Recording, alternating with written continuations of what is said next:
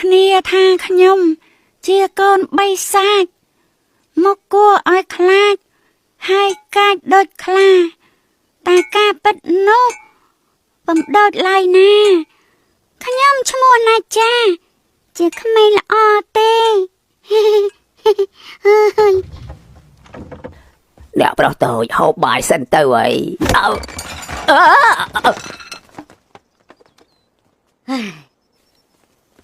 ណាចាញ៉ាំបាញ់ទៅកូនអត់ឃ្លានទេកើតស្ទើរអារម្មណ៍ឲ្យលេបអីចូលកុក1កុក2កុក3មើលនេះមកទិញសាច់ថ្មីមកពលកលេងជាមួយម៉ែអត់ណាកុក5ថាអត់ចង់តែមើលពិភពកំណួចជាមួយអ្នកគ្រូហ៎យើងដល់ព្រឹកតែជិះទូកលេងនៅក្នុងនោះទៅហ៎ទៅគេងទៅមនុស្សសត្វទាំងឡាយចិត្តឆ្ងាយ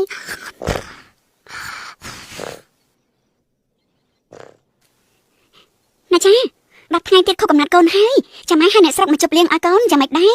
ហ៎អើយ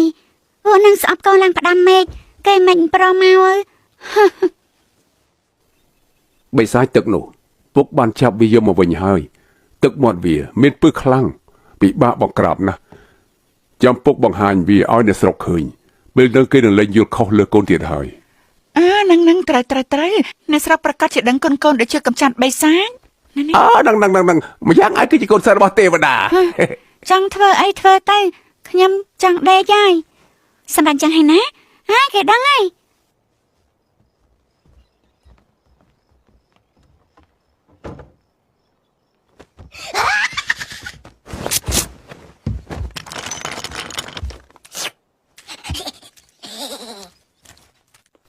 អូនចង់ធ្វើខួបកំណត់ឲ្យគេមែនតាំងពីយើងកុហកគេថាជាកុចធម្មពលទេវតាគេសប្បាយចិត្តណាស់ពីឆ្នាំនេះទោះថ្ងៃកំណត់គេជាថ្ងៃដែលគេត្រូវស្លាប់ក៏ដោយក៏ត្រូវឲ្យគេតែរីកដែរហើយតែថាប្រជាជនតែនោះស្អប់ណាស់ចាខ្លាំងណាស់គេមិនព្រមមកខួបកំណត់នោះទេរឿងនេះទោះខ្ញុំជាអ្នកដោះស្រាយណាចារោគភាពអយុត្តិធម៌តាំងពីកើតមកម្លេះធ្វើខួបកំណត់ឲ្យគេចុះខ្ញុំទៅអញ្ជើញអ្នកស្រុកឲ្យពួកគេមកចូលរួមតែថាគ្រួសារយើងកំចាត់បិសាចការពារស្រុកឈិនគាន់យូរហើយមនុស្សម្នាក់ណាដែលមិនជាពាក់គុណយើងបើពួកគេមិនទុកមុខឲ្យយើងទេយើងក៏គ្មានអីត្រូវនិយាយដែរ